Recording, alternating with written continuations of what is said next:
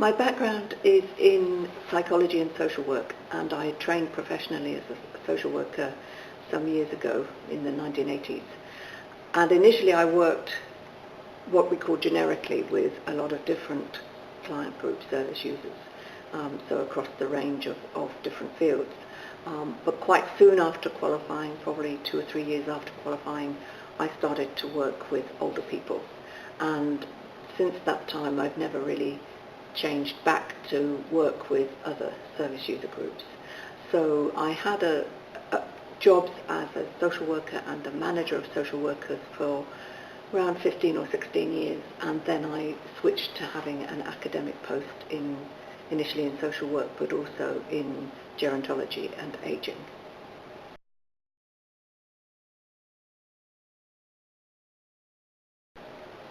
My interest in elder abuse started when I was a social worker and I was practicing in the field, and I was working with a difficult family situation where there was involvement of an older person, but it entailed elements of abuse. And I can remember thinking,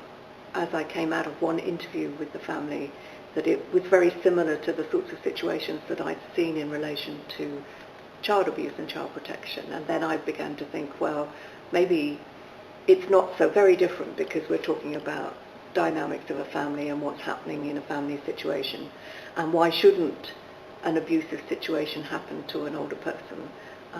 just as it might happen to a child? So that sparked my interest, and I started looking around. And when I got my first academic post, which was a short-term post, I decided to look more deeply at elder abuse. And I think at the time I never anticipated that many years later I would still be working in the field of elder abuse, but every time I think that I get close to some sort of answer about a question I have, then another answer pops up, another question pops up, and so I'm following a different track but still related to elder abuse. And I think that we need to care about elder abuse because everybody's getting older. It's the one stage of life that everybody should get to, with luck, but we don't know how it is for people who are experiencing old age until we get there ourselves. But because we have an aging population in most countries across the world, and because we have situations where older people are requiring more levels of care and support because they are living longer, and the chances of developing some health condition or some disabling condition is higher, there are tensions which follow with that. And I think because we also have a lack of mobility for older people in relation to their younger relatives, so caregiving may be at a distance and not so much close at hand, then we have some difficulties in relation to how older people are perceived, but also how they are looked after. And I think sometimes older people can get into situations that nobody anticipated, but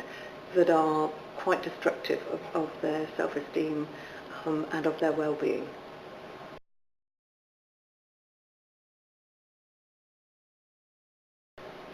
Yes, I think so, but it's not as straightforward as you might first think. So I think that because we have such high levels of ageism in society and across society, and including older people themselves who maybe have internalized ageist ideas and perceptions about what it is to be old and what happens to people as they get older, then in some respects that leads to a situation where it's permissible to act abusively because older people don't matter. If the general sense is that old age is a time of decline and decrement and burden, and nothing good is going to come of old age, and ultimately we're just headed for doom and gloom and disaster, then that somehow sets the scene for me, I think, of where I tend to describe it as a master category. So ageism is the master category, sitting behind what then happens to older people. But I do think that it legitimizes the fact that elder abuse happens, and I think it also affects the capacity or abilities of individuals to recognise what is happening to older people as being abusive.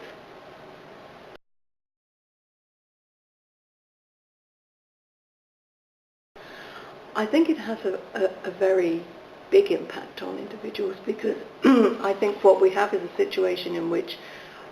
older people may not recognise that they are experiencing violence and abuse because the situation isn't recognised as being abusive. And I guess I'm thinking here of perhaps of situations in relation to emotional abuse, psychological violence, where because something happens to an individual, they may not recognise it as being a situation of violence or a situation of abuse, and they may not think that it happens to anybody else but them, and that anything can be done about it. So they may recognise that they're not happy with the situation, but they may decide that it's just part of life, and it's what to expect when you get older, because you don't want to be a burden to your family, or your family is saying, this is too difficult for us, so we can't do this unless you give us some money. And so I think the impact is that it discourages people from recognising their situation until there's quite a lot of awareness generally and in the public about what is elder abuse. But also I think it means that people outside don't recognise situations as abusive. And again, they may see what's happening or they may not, but it's sort of the situation that this is happening to the individual and it's part and parcel of what to expect in later life. So that backdrop of ageism and of people being worthless, I think has a huge effect on what then happens, and the consequences for people, of course, of not seeking help and redress and adequate support might mean that they don't receive the assistance that they require, but also that ultimately their lives may be shortened, because they may enter a state of depression, they may start to neglect their own health or to neglect a medical condition, and a number of studies have found, particularly in the US, which I know is a different situation because of the medical complexities of insurance, etc., but mortality is hastened by several years, at least, for those people who experience abusive situations.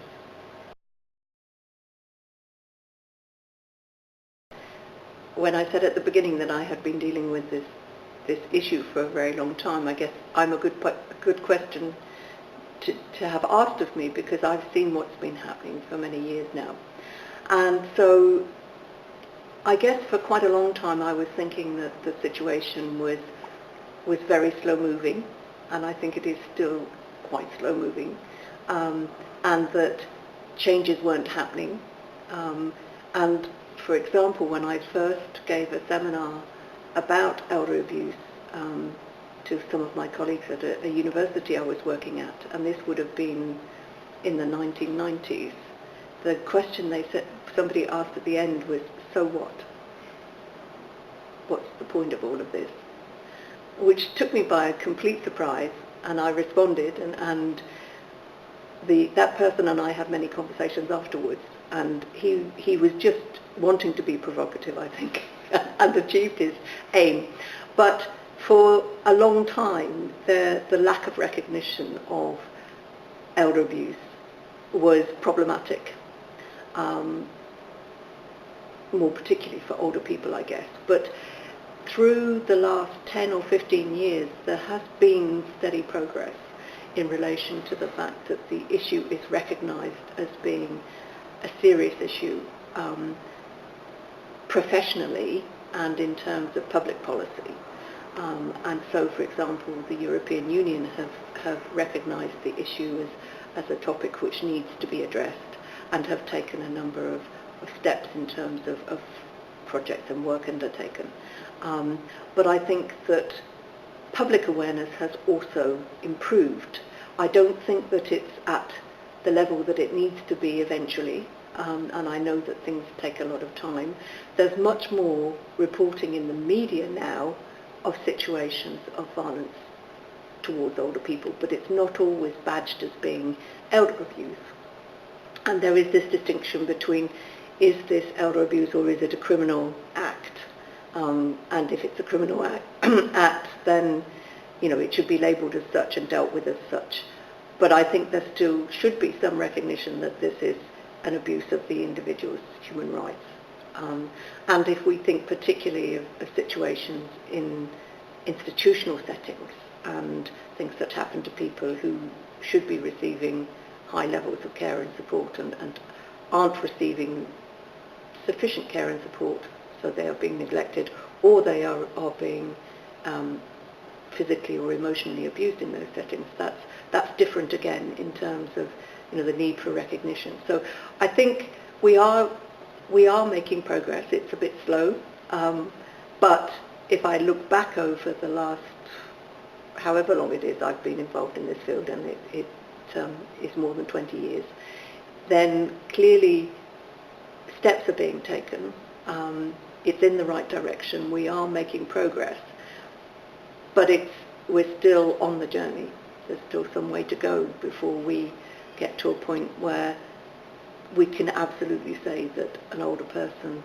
will either not be experiencing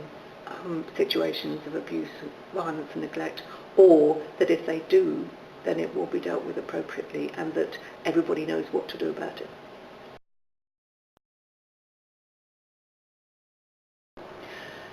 There's an ongoing challenge in terms of raising awareness and really trying to make sure that everybody understands what this issue is, what the consequences of the issue are for older people, but also for the individuals who are involved, be that family members and carers, or be it professionals and those who are working in institutions. So there are challenges in terms of the general awareness raising, but also in developing responses. But I think that the priority for me really has to be around linking into that political level at a very high level of the United Nations in terms of the current moves that have been taking place in relation to trying to secure a convention on the human rights of older people. Because I think if we can ensure that ageing is moved fully into that sphere of being recognised as an issue of fundamental human rights, and then we will see that obviously there will be, or if we can secure a convention and a convention can be developed, then there will be different elements involved, one of which would be about ageism, another might be about the right to healthcare or long-term care, another would be about the right to live your life free from violence, neglect, abuse and exploitation. And at that point, I think we would get also that understanding much more broadly that older people are rights holders and that there are duty bearers in relation to member states, different countries, who would ratify the convention. And at that point also, I think that what we would see is much greater awareness on the part of older people themselves, but also societally, for the general public, about issues such as elder abuse and violence, abuse and neglect, and the need to counter that at all levels.